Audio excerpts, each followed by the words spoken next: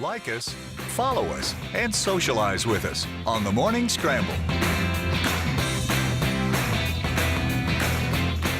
So more animals. It's just one of those kinds of days. I have rats and wolves and bears. Oh yeah, and I have Debra Salazar with us too. Not an animal. Nice to have you with us, Debra. Thank you for having me. Well, you are an artist.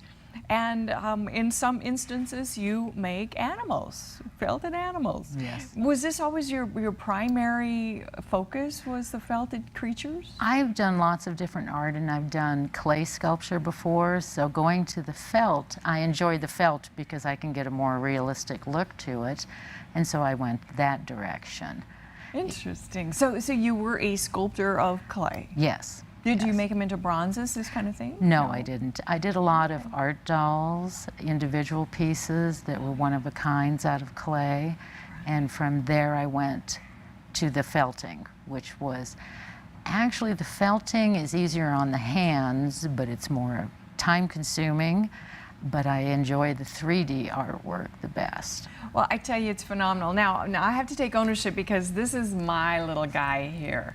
And I think he's from the Golden Compass movies and books myself because he's an explorer. I mean, in there, the polar bear saved the children. And my husband and I were at an art opening, and I had never seen these before. We walked in and we saw a variety of Debra's creatures, and we just went nuts. And of course, this one, we just like, we have got to have him, you know. And so my husband was going to just go up and say, we want that bear. I said, don't. No, I said, take it. Somebody else will get it. But they're absolutely the most amazing creatures that you have now.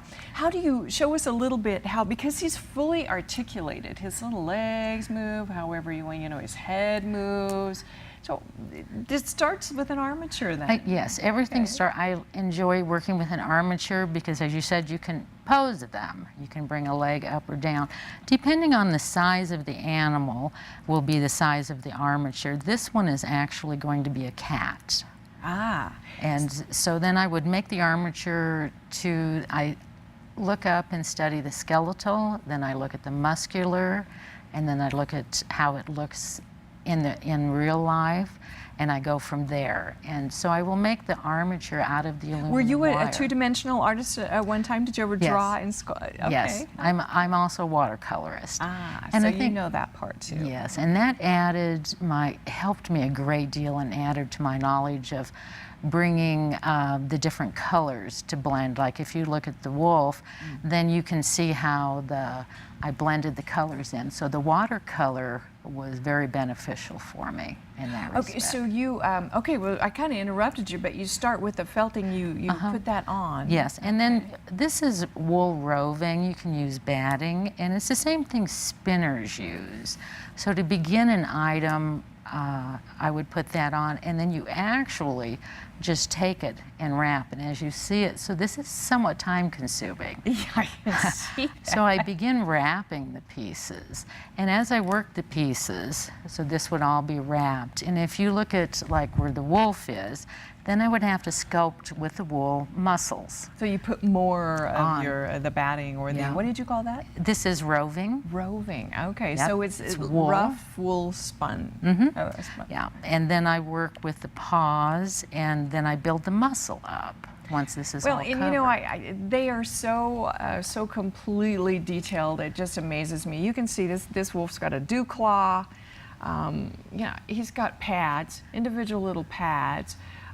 Toes, his toes are also, you know, articulated. The eyes are made out of the same thing, and then you paint them? No, I actually work with the wool, and I use a barbed needle, and I set the different colors of wool in there and use the barbed needle to felt the piece. So there are some people that put glass eyes in them, but I prefer that my animal be all wool.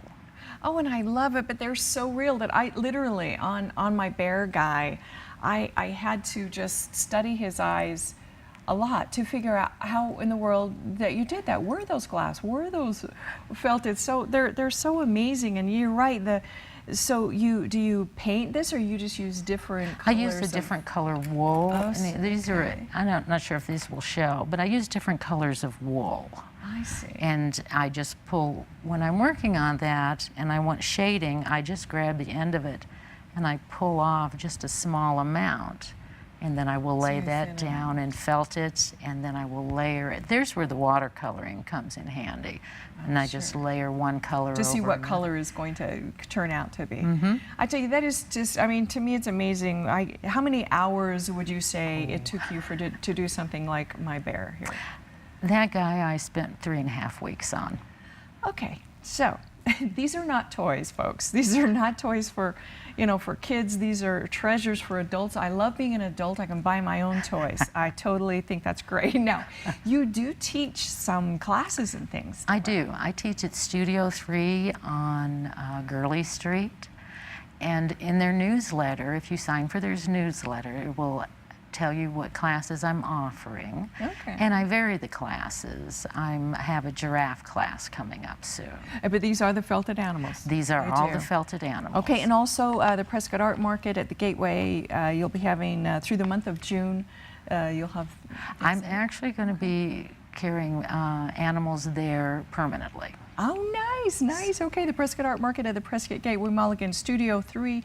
We have information on the screen. Check that out. And I have to say, this little guy has a very special story because he is in a book. He is. And when we come back, we're going to find out what book and why. We'll be right back.